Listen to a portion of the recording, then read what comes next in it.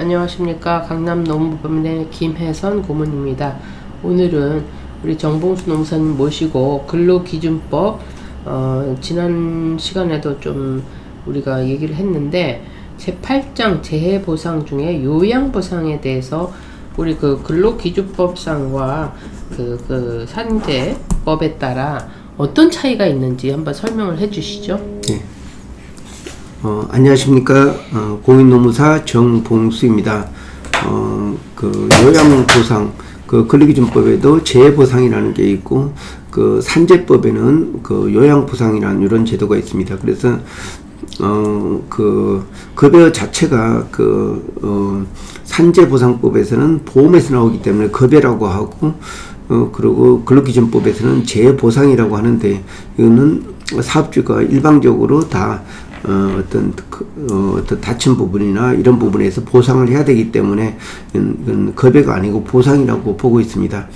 그래서 산재법하고 근로기준법의 기본적인 차이는, 산재법은 이러다 다쳐서 하루라도 병원에 입원한다든지 치료를 받게 되면은 그 사업주가 공상으로 처리하면서 필요한 치료비나 또 그 기간 동안에 임금도 지급을 해야 되는 내용입니다. 근데 산재법은 그 보험의 형태로 관리를 하고 있고, 그 국가로부터 위임받은 그 근로복지공단이 관리를 하고 있습니다. 그래서 이렇게 다쳤다든지 이럴 때는 4일 이상 입원을 해야지만이 산재보험으로 처리가 됩니다.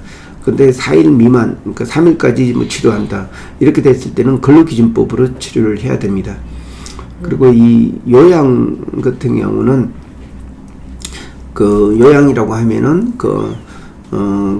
질병이나 아니면 부상이 치료를 받는 그 기한 전체를 요양이라고 합니다. 그래서 뭐 진찰이나 약을 준다든지, 또 수술을 한다든지, 또 이송을 한다든지, 입원을 한다든지, 간병비 이런 일체를 요양이라고 하고 있습니다. 그래서 산재가 인정이 되기 위해서는 이 요양급여를 그러니까 요양 신청이 바로 자체가 산재 인정하는 그런 방법이 되겠습니다. 그래서 이 산재를 인정받기 위해서는 이 질병이나 또는 부상이 업무상 상당한 인과관계에 있어야 된다, 이걸 입증해야 됩니다. 그래서 부상 같은 경우는 전혀 문제가 없는데, 특히 질병이나 이런 부분은 꼭 입증의 그런 내용이 있기 때문에 일반 근로자나 이런 사람들이 신청해서 무조건 되는 게 아닙니다. 그래서 전문가인 공인노무사의 도움을 받으면은 될 가능성이 많습니다. 그리고 또 직접 이렇게 처리했을 때 안 됐을 때 이렇게 공인노무사한테 맡기면은 이 산재만 오랫동안 해왔던 어떤 전문 노하우가 있기 때문에 어떤 산재로 인정받을 가능성이 굉장히 많이 있습니다. 그리고 참고로 제가 공인노무사를 하면서 최초의 요양 신청 이런 때는 잘 저희한테 맡기지 않습니다. 그렇지만 그러니까 일반 근로자나 그 유족 이런 사람들이 뭐 1년 하고 2년에도 안 됐을 때 가져오는 게 바로 그때 바로 이제 공인노무사가 관여해가지고 재심이나 또 재심사, 그리고 또 소송 같은 경우는 어떤 그 변호사하고 같이 조인해서 같이 일을 수행하기도 합니다. 그래서 변호사는 어떤 소송 기술이나 노무사는 상당한 인과관계를 입증하는 그런 내용을 가지고 같이 협업을 많이 하기도 합니다. 근데 공인노무사가 산재보험법에서 거의 30까지는 할 수가 있습니다.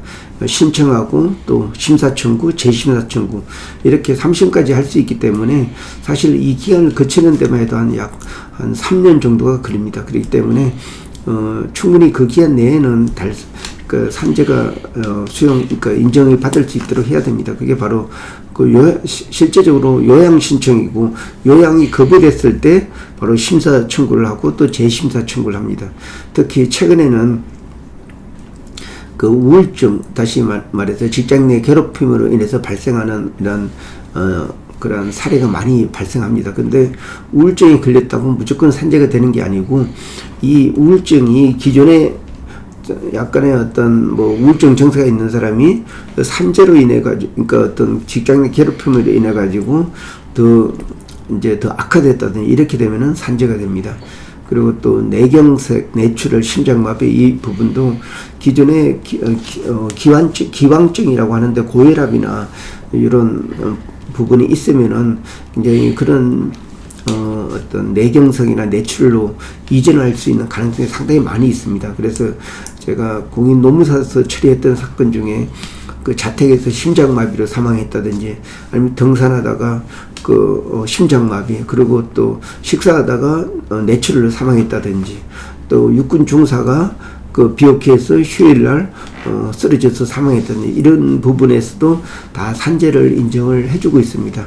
그 이유는 그런 단지 그 사실만 보는 게 아니고 이 사람이 그러한 질병까지 이르게 된 내용을 면밀히 검토하고 또 그 업무를 잘 조사해가지고 이렇게 어떤 입체적이고 객관적이고 그리고 누구라도 추정할 수 있는 이러한 자료를 만드는 작업이 바로 산재 인정을 받는 바로 지름길이라고 할 수 있겠습니다. 네, 우리 강남 노무법인에서 이 산재 사건을 많이 다루는 걸 알고 있는데 아까 말씀하신 것처럼 우울증이나 뭐 과로사 이런 것들이 사실 그 업무상하고 관련 있다는 걸 입증한다는 게 되게 중요한데 특히 우울증 같은 경우는 뭐 다른 일로 우울증이 생길 수도 있는데 이제 본인이 억울한 부분만 자꾸 이렇게 글로 이런 피력하는 경우도 많겠지만 우리 강남 노무법인에 의뢰를 하고 되면 이제 포인트를 잘 잡아서 산재 신청을 하니까 승소할 수 있는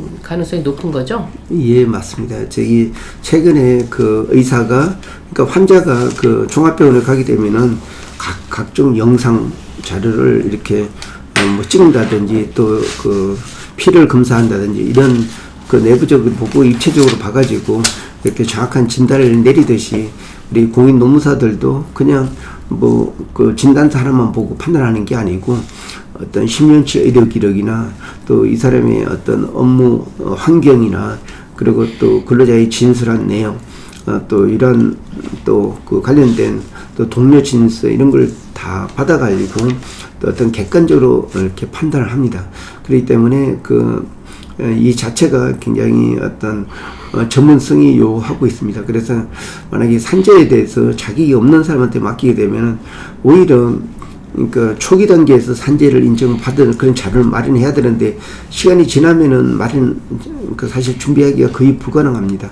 그렇기 때문에 이런 어떤 산재 신청으로서 인정을 받기 위해서는 어떤 전문가의 조언이 반드시 필요하다고 생각하고 있습니다.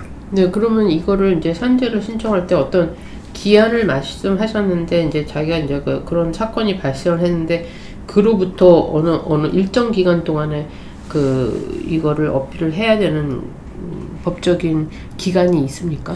네, 어떤 법의 안정성을 위해서 소멸시효라는 게 있습니다. 그래서 질병이나 부상이 발생한 시점부터 3년까지 청구하지 않으면은 청구할 수 없다 이런 내용이 있습니다. 근데 이 3년이라는 게 일반적으로 임금체불 같은 경우는 소송을 해야지만이 소멸시효가 중단되는데 이게 산재는 산재 신청 자체가 바로 소멸시효 중단이 됩니다. 그리고 또 진폐증이나 아니면 또 어떤 청각장애 그리고 또 기타 기존 질환 이런 질환 같은 경우는 비록 퇴직을 했더라도 그 발생일로부터 소멸시효가 또 시작을 됩니다. 그래서 좀 차이가 있습니다. 네, 그렇군요. 우리가 오늘 지금 다루고 있는 요양보상 관련해서 많은 분들이 참고하셔서 본인이 억울하게 당할 수 있는 그것을 신청을 해서 보상을 받으실 수 있으면 좋겠습니다. 오늘 말씀 감사합니다. 네, 고맙습니다.